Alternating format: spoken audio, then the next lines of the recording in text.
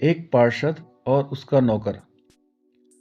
एक बार की बात है, एक पार्षद को अपने लिए एक नौकर की तलाश थी। पार्षद ऐसा नौकर चाहता था जो उसके मोहल्ले में रहने वाली जनता की सेवा कर सके और उनकी समस्याओं का समाधान कर सके। इसलिए उसे एक ईमानदार और मेहनती नौकर चाहिए था। इसलिए वह जनता के बीच से ही किसी एक को नौकर नियुक्त करना चाहता था। इसीलिए पार्षद अपनी जनता की परीक्षा लेने की सोचता है, जिसके लिए घर के सामने वाली सड़क पर एक बड़ा सा पत्थर रख देता है। वो पत्थर के नीचे सोने की अंगूठी रख देता है। पत्थर को रास्ते में रखने के बाद पार्षद छुपकर देखने लगता है कि कौन इस पत्थर को हटाता है। कुछ देर बाद कुछ लोग वहाँ पर आते हैं और रास्ते पर पड़े पत्थर को देखकर अपना रास्ता बदल लेते हैं। कुछ देर बाद पार्षद के जानकार कुछ मंत्री वहाँ पर आते हैं और रास्ते पर पड़े पत्थर को देखकर बहुत गुस्सा होते हैं। वो लोग आपस में बात कर रहे होते हैं कि पार्षद अपने मोहल्ले का ध्यान अच्छे से नहीं रखता है। उसके मोहल्ले में इतने बड़े बड़े पत्थर रास्ते पर हैं।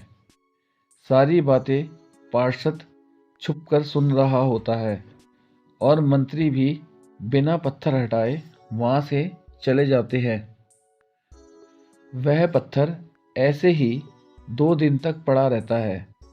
कोई भी उस पत्थर को रास्ते से नहीं हटाता। 2 दिन बाद रविवार के दिन एक कपड़े बेचने वाला वहाँ आता है और पत्थर को देखकर अपने कपड़े नीचे रखकर उस पत्थर को हटाने लगता है। काफ़ी मेहनत के बाद वो उस पत्थर को हटा देता है। पत्थर के नीचे उसे सोने की अंगूठी मिलती है और साथ में उसे एक पत्र मिलता है।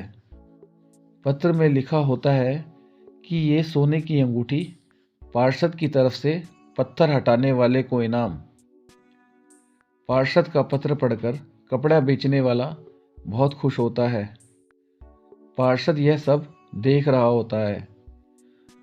वो कपड़े वाले से आकर मिलता है और उसे शाबाशी देता है और उस कपड़े वाले को अपने ऑफिस में खास पद पर नियुक्त कर देता है। साथ ही मोहल्ले में घोषणा करवा देता है कि अगर जनता को कोई भी काम हो तो सबसे पहले उस व्यक्ति से आकर मिले जिसने वह बड़ा पत्थर हटाया था।